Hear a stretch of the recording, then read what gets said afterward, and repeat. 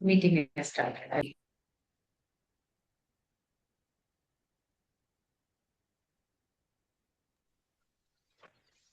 Yes.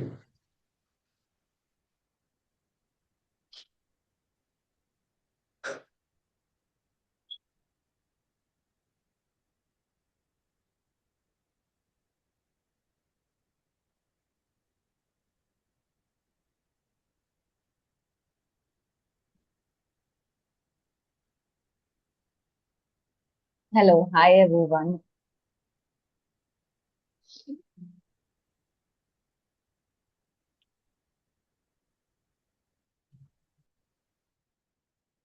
So we will be beginning right about now. Thank you so much for joining the ILA for the new year. Happy New Year, everyone. Um, Kelp and ILA webinar for this month, and we are kickstarting with something that is important. We are talking about POSH compliance, and our annual report filings are near. And we are also talking about how do you plan to create workplace safety. So before we get into the topic, which is something that is like going to be your toolkit, we will be talking about what you need to do, all you need to do as best practices in POSH for the coming year. We have some very knowledgeable panelists today. So without further ado, I would begin with talking about what this webinar entails. So this webinar we bring to you from Indian Lawyers Association. Is my screen visible properly? Yes, it is. Yes. Oh, thank you so much. Yes. So Indian Lawyers Association and Kelp come together to provide these monthly knowledge webinars. A little bit about ILA. The Indian Lawyers Association is a voluntary professional organization for the legal professionals in India. And ILA has been formed to shape the future of legal profession. It's committed to enable opportunities for quality professional development and to support the enhancement of equality in the legal profession and promote the delivery of justice and facilitate effective law reforms. It is um, bringing a sensitive approach to legal understanding. If I were to summarize what ILA does in its vastness, ILA promotes an exchange of information between hundreds of ILA chapters nationwide. And Kelp is where we all we host these sessions from. So Kelp is established in 2013. It is a forward-thinking organization. It is committed to revolutionizing workplaces into your safe, happy, and inclusive environments with an unwavering belief that employee well-being is integral to organizational success. Kelp endeavors to set new standards in people management and HR practices and overall bring in like organizational performance to the boost. Um, it's a pioneer in simplifying the legal complexities in prevention of sexual harassment.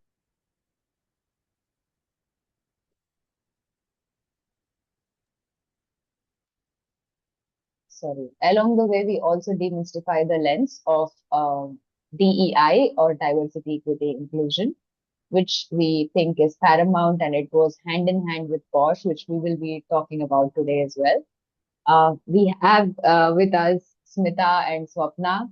Our both of them bring in extreme amounts of knowledge and expertise to what we are going to discuss today. So Smita is the CEO and co-founder of Kelp, and she's a nationally recognized expert in POSH, diversity and inclusion. She has also dabbled in mental wellness. She's a life coach with over 25 years of rich human resource and people management experience across IT and manufacturing and other services. She has a deep expertise in employee relations, training, conflict resolution, and also handling really complex workplace issues.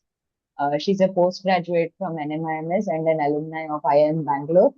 She pioneered one of India's first specialized POSH and DEI organization, that is Kelp, and the same year, in 2013, the same year that the POSH Act came into effect. And fun fact, she has been working in the area of POSH before the law was developed since 2008. And this positions Kelp as a leader with more than 750 clients across India. So thank you so much, Smita, for coming on board. We couldn't think of a better way to start um, today's session, and your accolades are too many for us to list here. So I'm really grateful for you to be present here today. Thank you. Thank you. Thank you. It is absolutely an honor to address a crowd which is really interested in this space and still fighting a big war against people who think it is not required. So I'm happy to be on the other side. Yeah. Thank you so much, Smita. And we also have with us Swapna Sundar. Swapna is a senior advocate and the chairperson of Apollo BMR Ethics Committee since 2019. And she has extensive experience across leading institutional ethics boards such as IIT Madras, NIICMR, and the National Institute of Siddha. She provides legal expertise on informed consent, participant safety, and regulatory compliance and adverse event assessment. She also serves as an external member for several reputed organizations and has conducted numerous POSH trainings for employees and internal committees. She also works with us at Kelp, and we really love what she brings as an external member with her inputs and thoroughly always challenging the legality of the concepts that we bring about. So I think with that, I really appreciate Swapna also agreeing to bring in that much needed legal expertise to bring the new year and the understanding of POSH to the table. So thank you so much, Swapna, for agreeing to be a part of today. Thank you. Thank you so much, Meenakshi. I'm really happy to be here. Thank you so much. Yes. And I will be your moderator for today. I am Meenakshi, and if you've attended our previous ILA sessions, you must have seen me a lot of times. So I am a lawyer and a POSH trainer and an external member.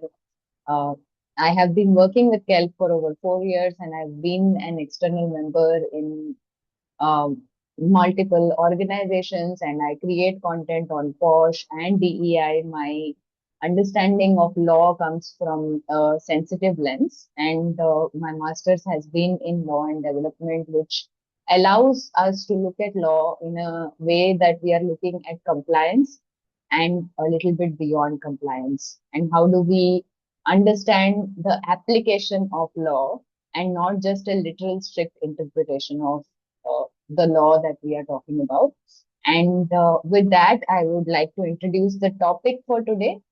So, today's topic, we will talk about compliance by law for sure. Like we've probably all received questions about, is POSH compliance even necessary? Do we need to do this? Does it even happen? So it's a wide range of spaces that we navigate. And while there are people who are still questioning the validity or the compliance aspect of it, there are people who are complying by spirit and are going above and beyond in their efforts.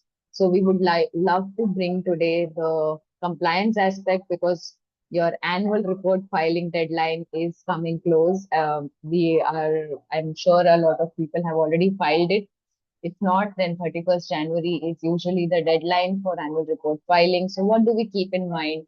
So amongst all the deadline panic, we would like to ease your mind a little bit by bringing in what is it that we need to know for filing.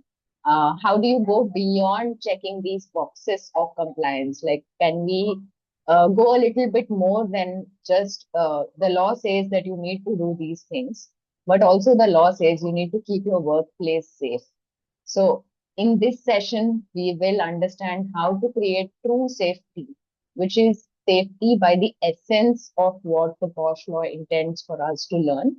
So, with that, I would love to kickstart today's session. And thank you, all of you who keep making our ILA panels wonderful by joining and bringing in your questions. So we really appreciate the fact that you all take time out of your busy lives to join us and have these conversations with us. So it would be great if you have any questions, please feel free to put them in the chat box, and we will be opening for conversations with you towards the end. We will take some of the questions, and we'll also keep addressing them in the chat as they come. So thank you so much, everyone. So with that, I would like to begin by posing my first question to start with the compliance aspect of how do we look at POSH. So, Swapna, you can take this up. Being the lawyer, I would like your input on is POSH compliance really necessary? Why do we need to do this POSH compliance in the first place? Swapna, you are on mute.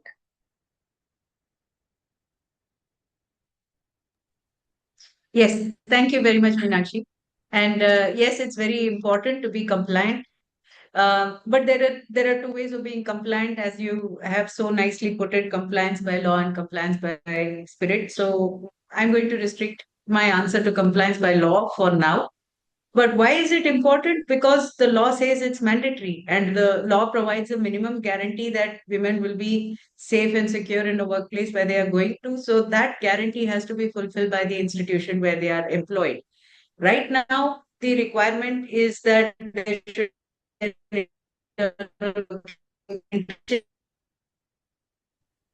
The voice is cracking. Yes, I think. Bad.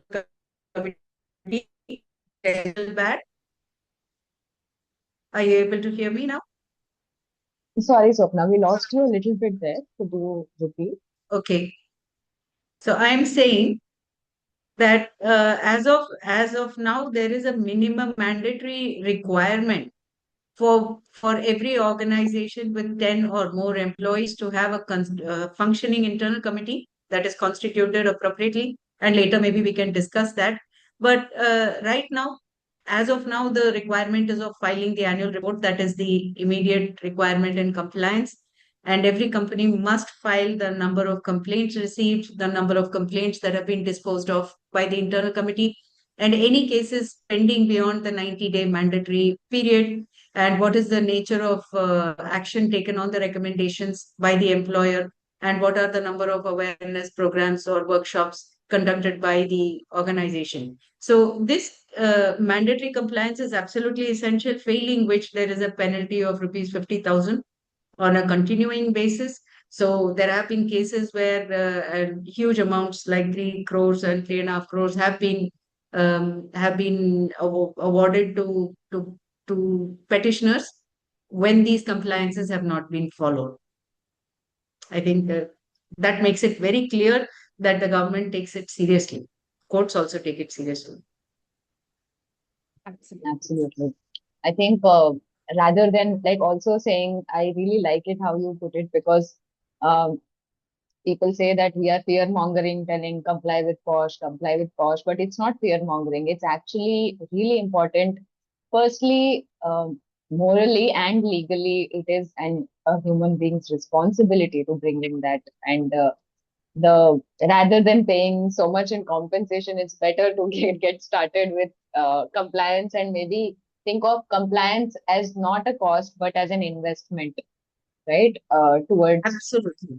Absolutely. Yes, I think that a productive, motivated, pleasantly disposed, friendly team is always more profitable than one which is not. So I think absolutely. Yes. And I think in this day and age, nobody wants to work. Like, I have seen that a lot of people wouldn't want to work in a place, even if the perks are more, because safety is not paramount to that particular workspace. And nobody is caring about how many perks you're giving, how much salary you're giving, unless you are caring about safety in the first place. So that is absolutely. something that's absolutely something people are looking for and working towards. So thank you for that input. Smita, would you like to add anything or should I get to the next Yes. question? I was just going to say that in the morning we were doing a session on DEI, and one of the most important issue that came up was leaky bucket, where women employees joined the organization. So if you look at the statistics, 50% of women employees join a particular organization as soon as they pass out. But when they go on the top, the bucket is leaking.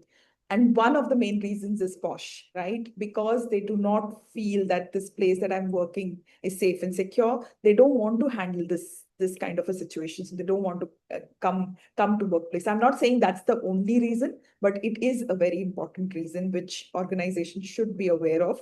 And as Meenakshi rightly said, right, that people, not only women, others also, men in that organization or other genders in that organization, do not want to go to an organization where people feel harassed. Okay, so it is an issue and we should look at it. Swapna beautifully explained that it is a mandate, but from the spirit perspective, it is very, very important for all of us to pay attention to and look at those aspects where we are losing people. And this could be one important case. Absolutely. And I think this brings me to one very common question that we keep getting. I think Swapna and I were discussing earlier on this, that do we still need to comply with POSH if it is all men in the company? If it's just 10 men in the company working, so do we need to comply with POSH still? Yes, we do, And because the Act very specifically, very nicely says in, maybe I'm mistaken in the section, but I think it's section 26, where it says that a woman should be safe in any workplace. So it's not necessarily her workplace. So if you look at the kind of women who kind of jobs that are open to women today, many of them require her to be deployed to another place of work, maybe to a client site or to another office or to the field location, which may be entirely men, but then you have a woman entering that space and the act protects her there. So therefore, it is a ridiculous question. The act is very clear that whether you have 10 men, 10 women, or 10 people of other gender or other orientations, if you have 10 people, you have to be compliant with the Sexual Harassment Act. That reminds me of one discussion where I was having. This was a factory set up in Ankleshwar. And I was doing a session for blue collared staff, and there were 70 men in the room. And I was the only woman who was giving them talking to them about the safety and prevention of sexual harassment and all that. And one guy very sheepishly, raised his hand and said, ma'am, but do you see this place? 7 kilometers around, we don't see a single woman. So why do you think this session is required? I said, today I'm here.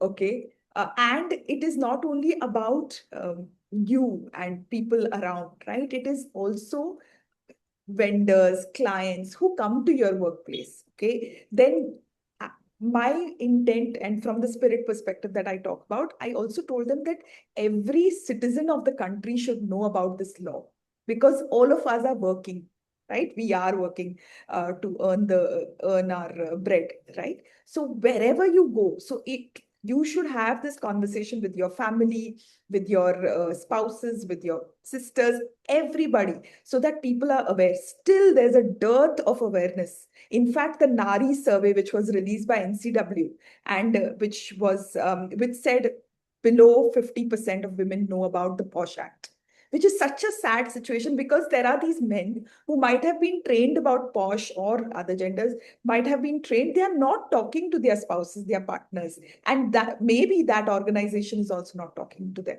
So this is very important. So everybody needs to be knowing about this act. I mean, I don't see a reason why the compliance is not required, or awareness is not required.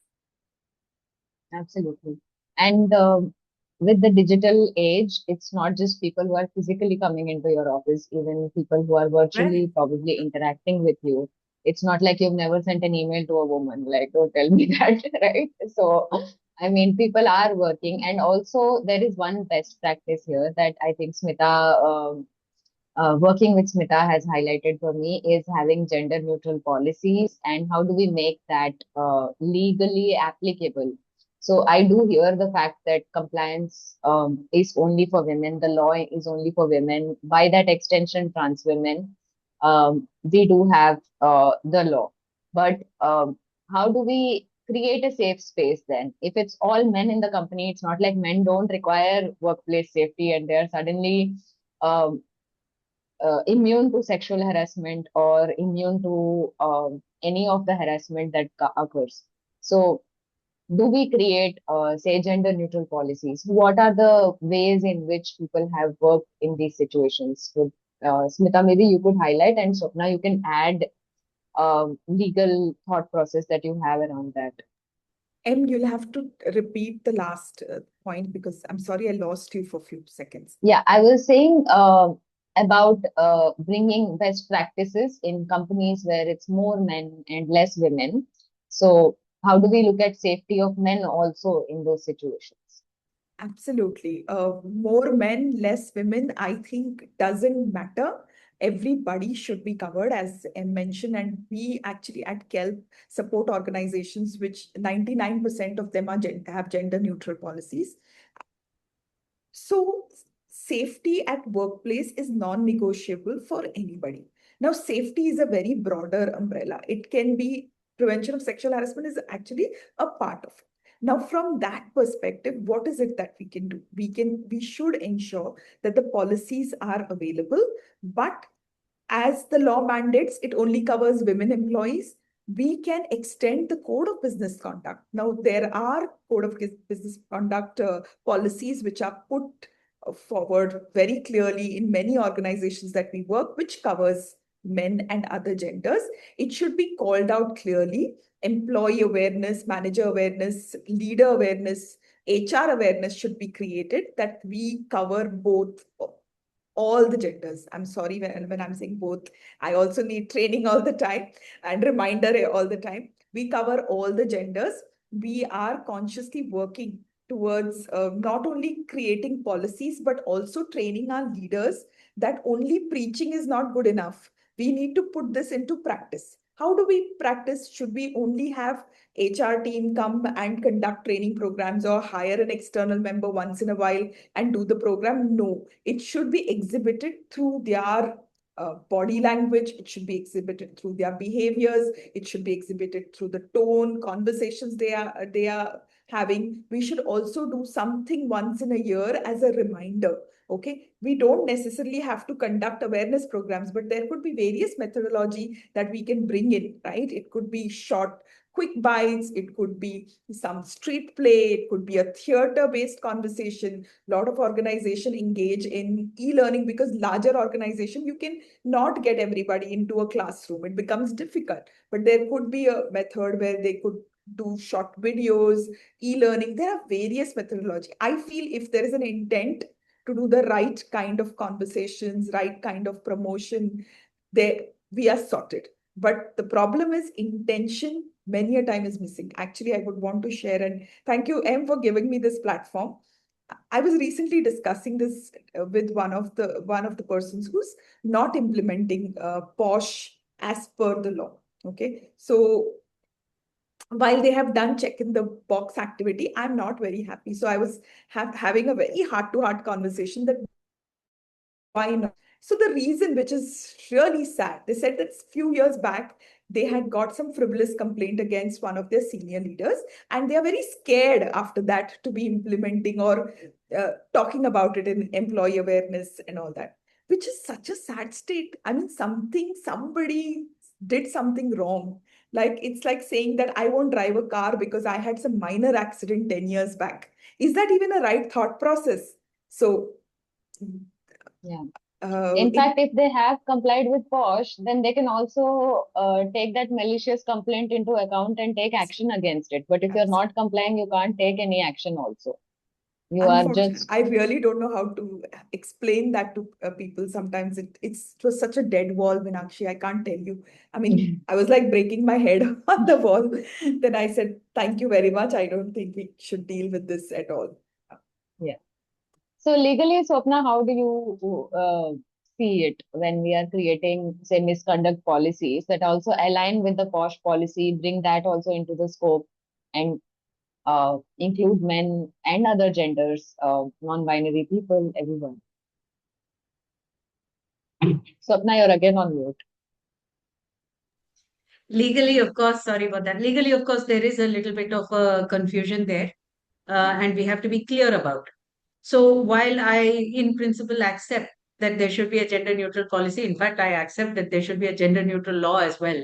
And I think every few years, some lawyer groups, generally women's lawyers groups, actually approached courts and different high courts and sometimes even the Supreme Court, asking for an extension of the act and its protections to all genders. And generally, the court replies that it's a parliamentary decision, it's a legislative function and not a judicial function, so they cannot expand the scope of the law. That said, yes, POSH policy should be definitely gender neutral. That is in the principles and the objectives that are to be achieved. I like the way you put it earlier, and I did reiterate that in spirit and in law. So, in spirit, yes, the objectives, the values, and the sexual harassment of the Sexual Harassment Act should be available to the men and other genders as well. However, the internal committee cannot take those complaints if the complaint is being filed by a man or any other a person of any other gender or orientation. Reason being, the act is very clear that only an aggrieved woman can file a complaint. Now, as per the Transgender Act of Tamil Nadu, a woman can be a person who self-identifies as woman, but then this extension is not provided in other states. So, to that extent, we are clear. What do we do when a man faces harassment? The internal committee constituted under this act will not be able to deal with it. So, the POSH policy has to provide some way or mechanism whereby a similar type of confidential protection or mechanism is provided within the disciplinary committee or grievance committee structure that they already have. The internal committee that is constituted can also kind of change their hat and act within the disciplinary committee proceedings. But if it is internal committee, then the person who is the respondent, if they are held, if something is held against them, then they can go to court, saying that the internal committee is not allowed to look at the complaint because I am a man and this person is also a man or this person is not a woman. So I have had these discussions, and it is a little complicated. It's not impossible because the tone from the top actually guides the process. Um, but we must be clear. We must be clear that there should be either another committee or the internal committee should be properly oriented within the disciplinary committee or disciplinary or grievance mechanism that you already have. Failing that, if they don't have that option in any particular company, they still have a policy, but they don't have a mechanism like that, then the option available for them is to go to the police or to any labor court or to the civil court and based on their employment rules on grounds of similar things. It will be treated on similar grounds Yeah, like bullying and harassment and hostile work environment. absolutely. And also extending the scope, like you said, in your legal policies is very, very important to establish jurisdiction for the IC to handle all kinds of cases that are coming through. It's important. And I even if I do trainings, I think I started this in the beginning. I used to be like, okay, if you have a gender neutral policy, I'll train accordingly. And if you have a women only policy, I'll train accordingly. But nowadays, I think I've realized that even talking about it is important, right? Even if there's Yes. no law. So we Yes. do talk about it. I don't want this to be a male sexual harassment only webinar, but it's important that when we're talking compliance and beyond, to do this bare minimum that keep all your employees safe. So I do say that if you don't have a policy that protects you as men, still go to your HR at least. Make sure that you reach out to somebody and don't feel like you will be dismissed. And make sure that you speak up. Do not sit with this harassment. I think nobody should be um, harassed, and if they are, then they should definitely speak up about it in ways that they can. Because Sometimes we've even seen people who have seen a case and then they decide that they want to make a gender neutral policy. So it's like be the change you want to see, right? So with that, I am coming back from our conversations about policies to the fact that how do organizations train employees on POSH effectively without overwhelming them? Because this is one thing I have noticed, that as soon as you say a POSH training, people are like, why am I supposed to sit in this? Right? And they are all very bored. They are all like, okay, I'm not harassing anybody. It makes people feel like a little bit of defensiveness. So how do we bring that sensitivity to trainings? How do we make them interesting? Or and who all need to be trained? Like Swapna, maybe legally you can pitch in that the law says sensitize your employees. So do we just do one POSH training for employees and be like, okay, we are done, compliance, check in the box? Or do we actually go ahead and train other stakeholders, and how? You're asking me?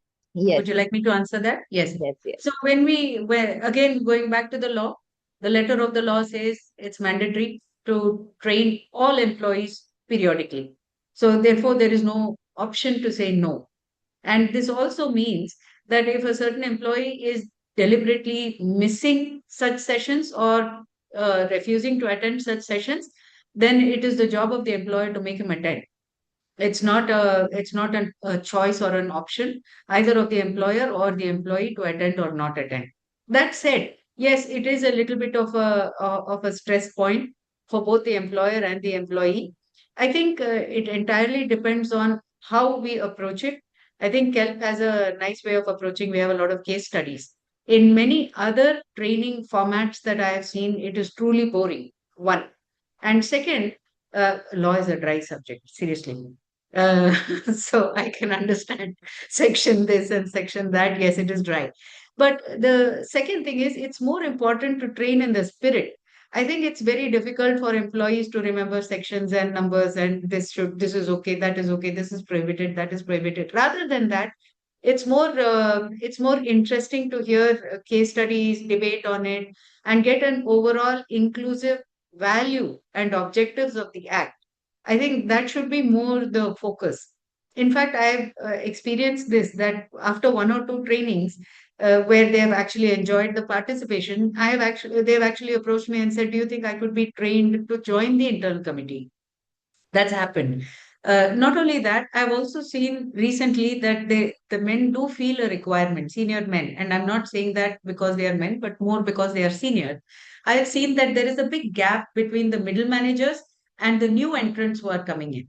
And the new entrants who are coming in are actually more inclusive. They have women, they have men, they have persons with disabilities, and so on. Whereas the people who have been in the company 15 years or more are pretty much homogeneous, so they do seem to have a difficulty dealing with the Gen Zs and the millennials who are coming in. So in at least two fairly large manufacturing sector companies in Chennai, the demand actually came from the managers. They said that we are experiencing a difficulty and also a little bit of a fear and threat. So I feel that the demand is also coming from people because they are realizing they have to deal with more women or they have to deal with more sensitive men as well. This is my experience here. Absolutely. I think it's really, really important for us to also look at stakeholders. Like you said, managers are struggling, right? And at Kelp, we do Managers have, are struggling. Yeah. yeah, so we do, I think I remember doing one session for Kelp, and it was on Gen Z and manager inclusion. So it was only for managers and for them to understand generationally how sexual harassment is perceived in different generations, because this is a unique situation, right? We are Gen Z, millennials, baby boomers, boomers, everyone working together in the same office. I don't think this kind of shift has occurred, and everyone has different styles of working, different ways of bringing uh, their professionalism as well as like team building into the workspaces. Things are a little bit more, if I were to put it, like it's becoming more casual now. The workplace formalness is changing. So with the casual approach with which newer generations are looking at things, it is definitely affecting. So maybe Smita, I would really like your inputs on how did you brainstorm? Like, because Kelp does a lot of work for other stakeholders. We have EA, employee awareness, manager awareness, HR, IC. So how do you strengthen each and how do you bring? I think I want your inputs on industry best practices that Sure. you have. Sure. So thanks, Em, for asking that. So, as an HR person and as I have dabbled with learning and development, I understand that learning happens when you go down to their level and have conversations with them rather than saying that, okay, I'm on this planet and I'm going to teach you. It doesn't work. So it is, and as Swapna rightly said, there are so many legal words that is their part of the law, which generally employees wouldn't understand. It is very, very important that we map our levels. So at Kelp, I had that thought process from beginning, that what is their need, what are employees supposed to know from from POSH perspective. Now after employees generally run to their managers. Okay, they are the first point of contact if they get stuck anywhere. So then are managers prepared to have those conversations with their employees? How much ever you train the employees that you have to speak to IC, and IC is the right set of people to have these conversations, but they will always go to their managers. So have we ensured that the managers are ready for those conversations? Next, we realize is they also speak to their colleagues. So we also derived something called as bystander conversations, because Yes. what would a bystander then tell them? Okay, will they kind of shut them off? Will they tell them that nothing is going to happen in this organization, or what are those conversations? So we then created a learning program for bystanders. Then we realized, okay, finally HR. Now HR, not all HR are part of IC. Okay, we know that there is a subset of HR which does not do. There are people who are in recruitment, there are people who are in HR operations, and there are various HR business partners who may not be trained as an IC member. So how do we ensure? And they are another set of people whom employees approach. So we have to ensure that they understand how to have those conversations, how to identify POSH. If there is POSH, how do they take them to the right set of do's and don'ts? So we derived a plan there. And then, of course, the IC members. And we also understood, Minakshi, that all these people might not have known L of legal or L of law. Okay, so we have to ensure that in common person's language, how can we reach out to them? How can we tell them and take them and break it down into smaller nudges? Don't make them sit through the entire program and they've hardly got anything. How can we break it down to smaller nudges? And that is how we approach. And I think by far it has been very, very successful across. Uh, Also, one important conversation that we have is with CXOs. Multiple times, CXOs get very uncomfortable about POSH. They feel, this is something that is going to tarnish their organization. Brand image is going to go down the drain. So we also have conversations with them to tell them that it is healthy to have one or two complaints coming or complaints coming in. That means the system is working. So it's an aha moment for them when we have these conversations, right? You don't have to be worried that there are sexual harassment complaints coming in.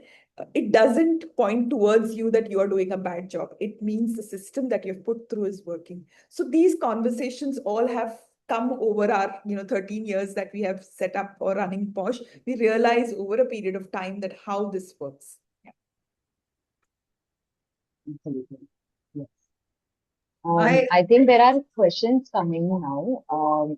I will take one last, I think I'll give one last question from our end, and then maybe we can move to taking the questions that are coming in the chat as well. So I think just questions to both of you, just to say what is your top recommendations for organization to make POSH and safety planning proactive rather than reactive? So like POSH calendar planning is something we say have a calendar in place so you can have things. So maybe from both of you, I'd like to hear what are the best practices that you have seen and encountered. Sure.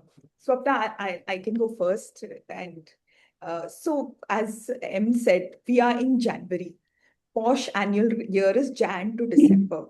My experience is people start thinking about POSH training only in December because they want to fill the annual report right. That's not the right approach. That is also the time when people are going on holidays. There is Diwali, Christmas holidays, New Year holidays coming. People are not in the right mindset. I recommend start from January. Think through and think for your entire organization, break it down. There'll be new joiners also across. How do you identify them? How do you ensure that even new joiners are just not trained on the day one when they have to undergo so many other sessions that you're also doing a POSH session and burdening them? But think strategically how you're going to train them. So having a POSH calendar is something very important. And I'm sure your joining is also planned. You do not bring in somebody out of thin air, right? You plan their joining. So how do you ensure that they are also spoken about? I also don't recommend only training program, right? Just conduct an awareness and done and dusted. I recommend that think about smaller bites that you can use throughout, nudges. You can bring in an external person to speak to them. You can do a street play. There are beautiful theater workshops that we do. So idea is to ensure that there is a stickiness of the conversations that we are having, right? So please, that is one. And we can also do something that, there could be a poster making competition within. So there could be various competitions that you can run across. You don't only have to depend that HR will create something and run it across. You please ensure that all the department heads and ambassadors of various departments are part of it.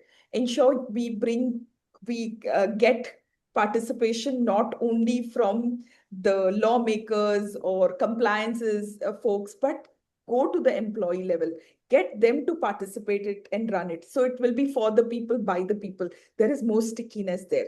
And don't separate POSH from your culture awareness, right? There must be something. So tie it to your culture. Talk to them that this is what an organization stands for. If you get case, ensure that it's dealt appropriately. Okay, do not push it under the carpet. It's okay to create stories out of it and share it for learning purposes. In law, there is a mention of that you can share case details, of course, without naming people, for learning purposes. So think through, and at Kelp we can help you brainstorm also. Okay, sorry, Swapna, please. Yeah, no, no. No, I think that was very useful, Smita. You've covered most of the points that are absolutely essential. One of the areas that I can probably add value is to say that the IC members should be familiar with the sections and the rules. This I find, so the employee awareness need not concentrate on those aspects because they just need to know what are the prohibited activities and what will be taken seriously, and that we will take it seriously. Like you said, dealing with the case immediately, to make sure that all the the complaint is dealt with instantaneously. Those are very important. I have been part of training where there has been a functioning IC for 15 years and not a single complaint. So this clearly shows that there is less faith in the sexual harassment redressal mechanism. This is how I would see it. I'm not Yes. and we know that I know that it's a fairly conservative setup. So definitely the women have either been quitting the company or they've just been tolerating the manner. So what I feel is that it's important for the IC members to realize that they are actually a statutory body. So while employees need not know that, the internal committee should know that they are playing a very big role in the justice mechanism, that the reports they make, the recommendations that they make will have to stand until the Supreme Court, and that they are playing a role like judges. So this is important. The second aspect, that again coming from the legal perspective, because I completely agree with this, with on the HR and L&D perspectives, coming from the legal perspective, the law is also evolving. So I like the part in your QRMs where you're giving new decisions that the courts have given and new discussions and debates that are going on. I also find that a lot of the companies that I'm an external member with through KELP, They appreciate those monthly bites and information that that you people share out. So I feel people would like to see a little more engagement throughout the year. Apart from all the other mandatory compliances, they would like to know a little more. And they're actually quite interested in how the courts are functioning, how the government is going to respond to certain policy decisions and so on. So I think more engagement throughout the year would be important among at least the managers and above level. Thank you so much. I think, Swapna, that really sums it up very beautifully for us. And I also was thinking about uh, just for even compliance, there are so many questions sometimes that people are often intimidated by it. But there are so many manuals provided by the ministry itself to Mm. how do you follow? Like there's a WCD ministry manual for implementing POSH. So it's even if the law might be ambiguous in some places, the manual is thorough and you can Yes. really refer to it. In fact, our clients get a IC handbook, which is today only someone was saying that they use it like their Bible, like they keep it on the table and constantly refer to it. So it's important to constantly refer to the law while you take other measures like integrating POSH and DEI has been great. How do you bring that holistic approach with which you are creating and thinking safety? And when you are thinking safety constantly, we at Kelp are thinking safety constantly since many years. I mean, Smita is thinking for way longer than I am. But we are thinking since so many years that how do we create a safe workplace? And there are so many ways that you can make these trainings fun. With the new generations, one thing I wanted to add is that make your trainings fun, make them understand that not just talking to colleagues is going to put them in some sexual harassment complaint. Like it's those reels come out after a training saying, I will not shake hands with my female colleagues or I will not talk to my female colleagues after this. It's not to say that you can't build holistic friendships in the workplaces. You can build them. And we are telling you how to do it safely, how to understand consent and boundaries and bare minimum respect towards other individuals. There's a question in the chat that either of you can take up. Is there a way to test the members chosen for IC are capable enough to be an IC member? That's a good question. And I've also responded with a Kelp acronym saying we say someone who has an air about them, who is analytical, inquisitive, and respectful. But other than this, any inputs from competency side, like how do we see if an IC member is good enough?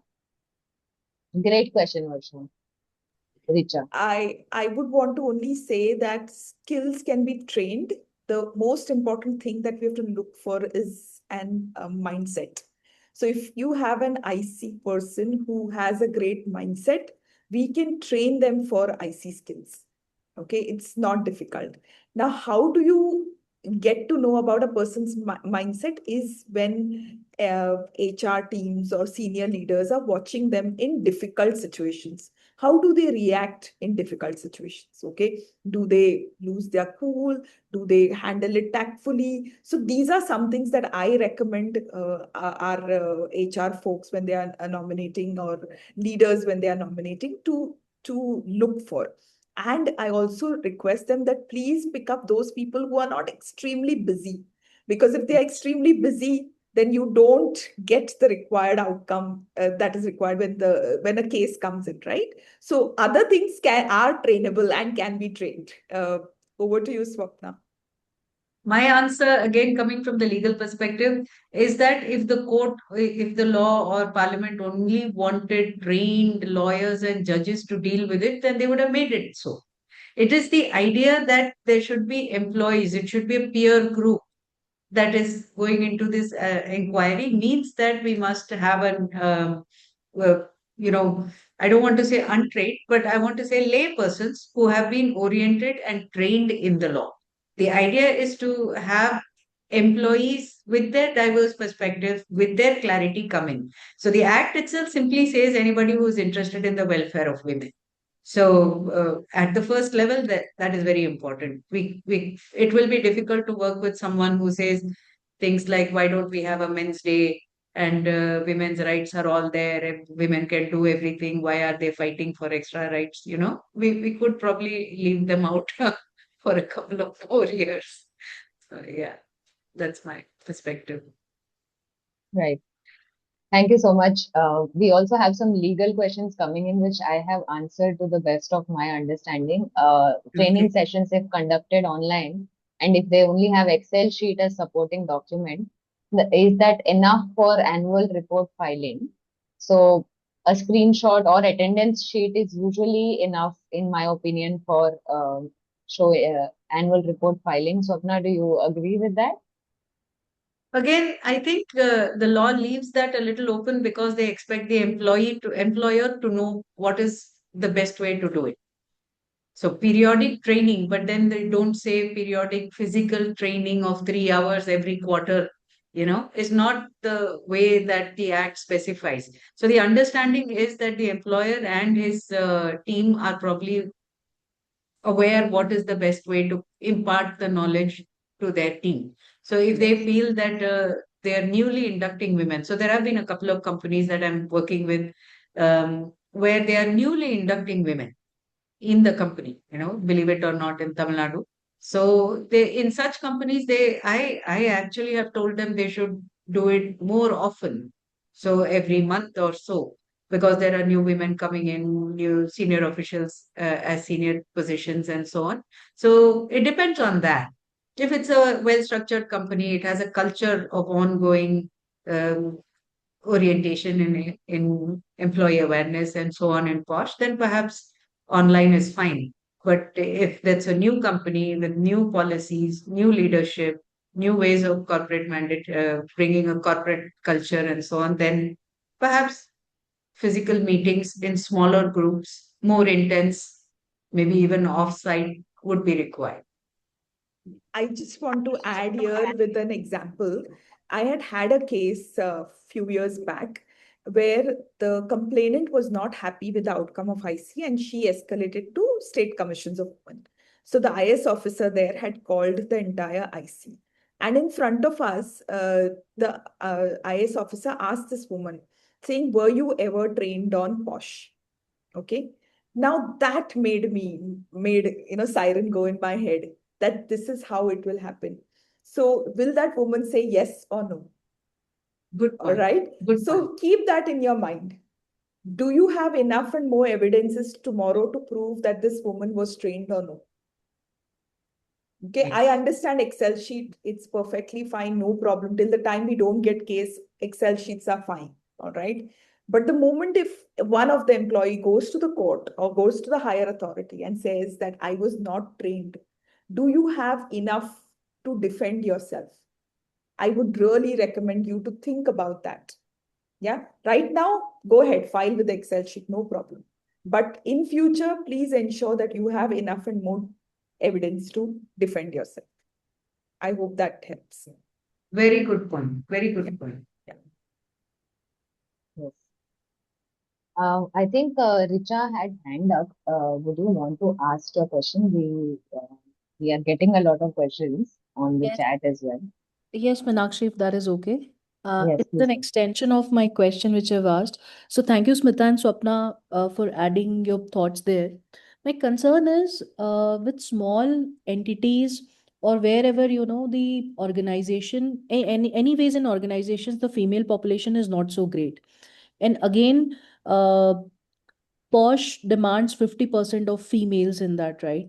So, finding out the best people wherein, they have the courage to speak up, they have the understanding and the intellect to pick up what is right and wrong without getting influenced by the rest of the IC, making a decision. That is something I feel is more important. Bringing thinking out of the box is also very important in certain situations where they are able to deal with the situations, they are able to emotionally handle if somebody reaches out in such cases and doesn't get emotional themselves, right? So is there any test or any way where people can be tested, like you have to undergo a test where you are capable to be an IC member? Is there something like that which exists right now for either males or females to be an IC member? That's my question. I think I want to just say one thing, that that's a good question, and I think I would like to develop a tool. But before that, I think I'll let Smita and Swapna give in their inputs on how we can currently take them through the training and awareness, and Yeah. how do we assist. Yeah. Was Yes, Can you Swapna. just specify whether the question was on a constitution of IC or training of mem of Picking up the IC, like how Thinking. do we constitute the IC? so Like, constitution of IC. Okay, okay, Yeah. fine. I got it. Thank you. Please go ahead, Smita. See, Richa, straight away answer to this, we don't have any method, tool, okay? But can we develop one? Maybe. But again, I have my own reservation about it. As I told you, that this is just not straightforward thing. A good IC member has to go through a grind. I feel even if how polished a person needs to stay in that role and be able, should have handled at least few cases, few difficult situation to then come up and say, okay, this IC member is good. I recommend that anyways, there's a dearth of people who are ready to do this job. Okay. Look for a good mindset, pick up pick them up basis. I told you that, look at them in difficult situation, how they behave, get them trained, okay, and put them on the job. After putting them on the job, they themselves should be able to watch them, and then they become a good IC member. So even if we develop a tool, I don't think that we will be able to, because that is maximum we can. I mean, no tool can say that this person is a good IC member, is what I feel. I'm waiting for an AI or technology which might prove me wrong in future, and I would love to see that. Thank you for answering that, Smita. I Yeah. think I have an agent to build. So, Meenakshi, I can help you out building a tool for that. But genuinely, Smita, it is a serious concern where, where, say, suppose team strength is 15 and only like female population is initially less. And the teammates are not capable at all, where we see males So, are more so capable. Yeah, Richa, yeah, I yeah. sorry, I'm going to interject. I'm sorry, I forgot you asked that question. I recommend that wherever you don't have an IC member and you Mhm. feel these people are not capable, you can write to your DO and Hmm. request for an IC Yes. member, which so they can recommend. I think Swapna can answer that question Yes. better than me. Yeah. Okay. Thanks, Smita. Yes, actually, the district officer can help you by suggesting NGOs and other officers, including lawyers, who, and in certain circumstances, even permit the external member to act as a presiding officer. If you don't have a senior woman employee in your company, or if you have insufficient women employees in your company. However, I think the question of whether you have sufficient or insufficient women employees will be a question that you'll have to answer, because in certain circumstances you have a large number of women, but they are kept or they are limited or restricted to very lower end of the spectrum kind of jobs. They may not have senior women in the senior positions or senior management positions. So in such circumstances, they can also ask for a woman from the main branch of the company or corporate head of the company to come and be a part of a remote IC. But this is a problem and practical problem, and the district officers do understand this. So it's not something that's not being faced day in and day out, particularly in the second and third tier cities and towns of India. Sorry, Richa. I hope I didn't interject in your thought process. No, no, no. The perfectly fine. I think I got some, right direction which I was looking for. So thank you for that, Swapna and Smita, both of you. Although I just have one last question to this, if that is okay. Are IC members or presiding officer eligible for any additional compensation as they're taking up this thing? Not as per the law. No, yeah. No, not as per the law, but maybe there are ways you can create something for them, because they do put in a lot of work. But I don't think, as per the law, there is no such compensation that is mentioned per se. Um, Now, also there's a question asking for she-box registration's mandatoriness. The question from Vidya is on Chennai, whether it is mandatory in Chennai. I did say that there are multiple notifications from different states which have come out saying it's mandatory to register.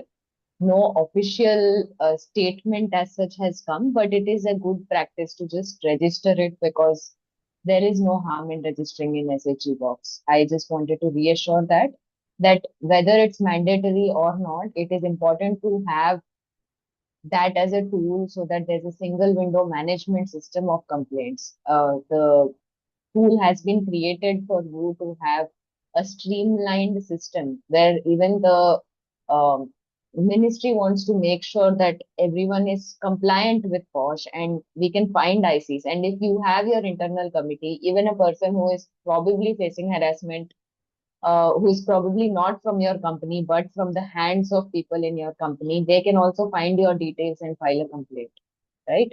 So with that, I think Swapna, would you like to add on this compliance and mandatoriness of SHE box? There's also one very confusing statement that's coming from everyone that can we upload the annual report filing in SHE-Box and call it a day? Um, so No. just want, please elaborate on She box, thank you. She box is for specifically women to make complaints and get a fast track response from the police if there is a requirement for that. It's not for entering our organization's compliance. No, the organization's mandatory compliance still lies with the labor commissioner and the district officers. It's not with SheBox. SheBox also is an important element because it kind of, so far as I have seen, fast tracks the police response. And in certain cases, it may be required. Whether it is required in every case of sexual harassment at the workplace, I'm not so sure about that. As far as mandatory is concerned, Tamil Nadu has not issued any mandatory notification with regard to registration of SheBox. And like Meenakshi says, they say it's a good practice to do it. But there are several other states which have issued a mandatory requirement, including, I think, NCR, Delhi NCR, Rajasthan, Maharashtra, Telangana. Telangana, I think, was one of the first to do that. But Tamil Nadu, we don't yet have a mandatory notification. But as Meenakshi says, it's good practice, doesn't harm and provides our employees with one more outlet. Yeah, this is how I see it. Yes. With that, unfortunately, we're coming to an end of our time today. We've reached the end of our webinar, but really happy to have this discussion. You can reach us out at info@kelphr.com so that you can also ask your queries over there if anything has not been addressed fully. But we tried our best to answer all the questions. And thank you so much, everyone, for making this so engaging. And a special thanks to Smita and Swapna for bringing this very knowledgeable insights from the POSH compliance to Limelight and also talking about best practices. So thank you so much. Thank you. Thank you very much, Meenakshi. Thank you, Smita. And thank you, audience. Yeah. Thank you, all of you. Thank you so Yeah. much. Thank you so much, everyone. We will be able to address the questions. Please reach us out at Kelp and we will be able to take up any additional questions. Thank you and sorry Yeah. for not addressing you. You can write on info@kelp.com. Kelp HR. I'm just typing the email ID. Yes, Smita has put it in the chat. So thanks everyone for joining. We will be taking your leave now. Have a nice day and Thank you. great weekend that's coming ahead. Thank you. Bye bye. Thanks everyone.